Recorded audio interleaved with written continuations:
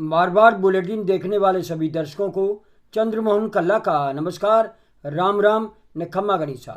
इस समय सुबह के ठीक 8:15 बज रहे हैं और आज मैं रविवार को सुबह आपके सामने पेश होने जा रहा हूं। उसका सबसे बड़ा कारण है कि हमने जब रात का बुलेटिन बोला था उस समय सूरसागर जोधपुर की सीट का नामांकन कौन भरेगा इसका फैसला नहीं हुआ था, लेकिन देर रात यहाँ पर प्रोफेसर अयूब जो गत चुनाव लड़े थे और सूर्यकांता व्यास भाजपा की नेत्री के सामने हार गए थे और उन्हें हाल ही में आरपीएससी का मेंबर बना करके बड़ा तोहफा मुख्यमंत्री अशोक गहलोत ने दिया था।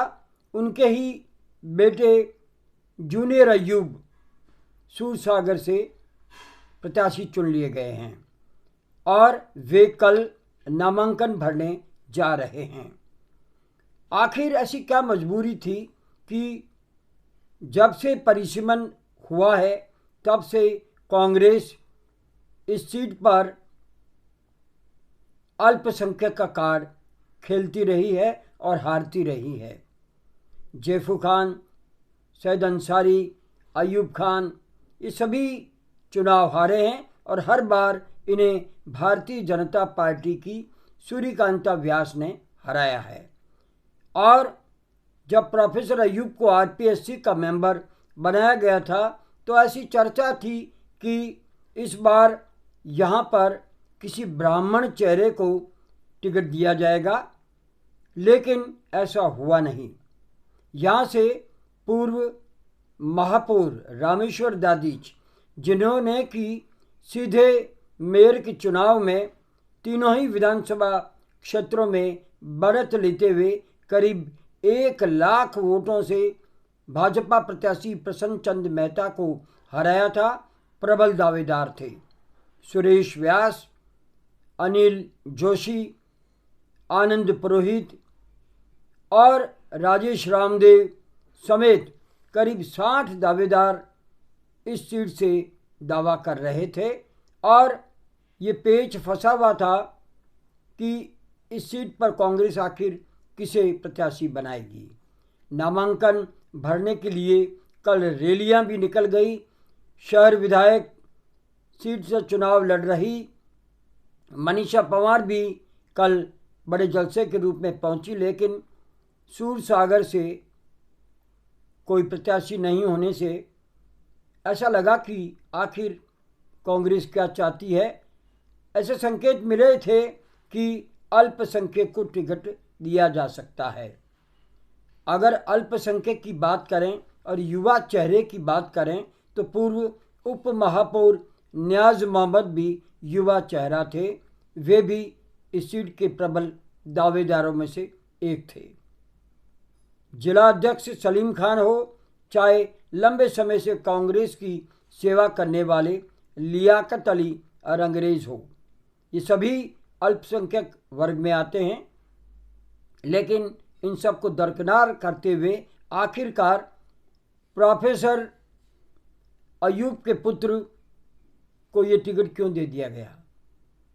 अब हालात कांग्रेस में ये है कि पहले अशोक गहलोत के सबसे नज़दीकी नेता सुनील परिहार निर्दलीय के रूप में सिवाना से कल नामांकन भरेंगे।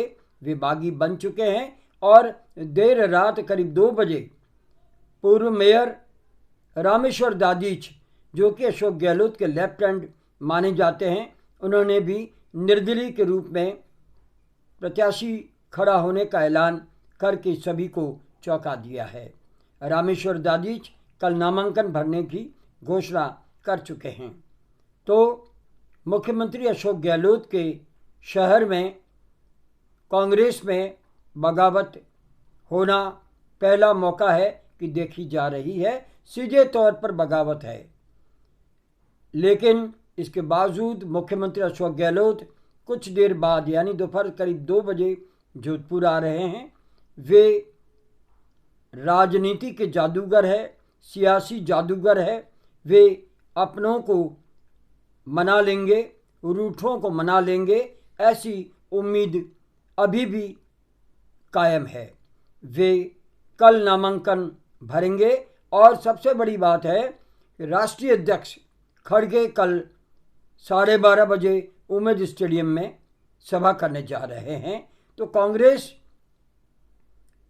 के लिए शहर सीट, सरदारपुरा सीट और सूरसागर सीट में अल्पसंख्यक वर्ग को अगर टिकट नहीं दिया जाता तो अच्छा खासा रोष उत्पन्न होता, लेकिन प्रोफेसर अयूब के लड़के को टिकट देने के बाद में, शहजाद खान को टिकट देने के बाद में ये तय है कि सूरसागर में कांग्रेस में आपस में जंग होगी।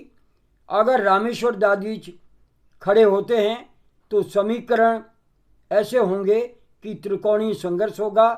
दो ब्राह्मण चेहरे, भाजपा के देवेंद्र जोशी और सर्व ब्राह्मण समाज के रामेश्वर दादीच की आपस में टक्कर हो जाएगी और शहजाद खान इसी समीकरण के आधार पर चुनाव जीत जाएंगे।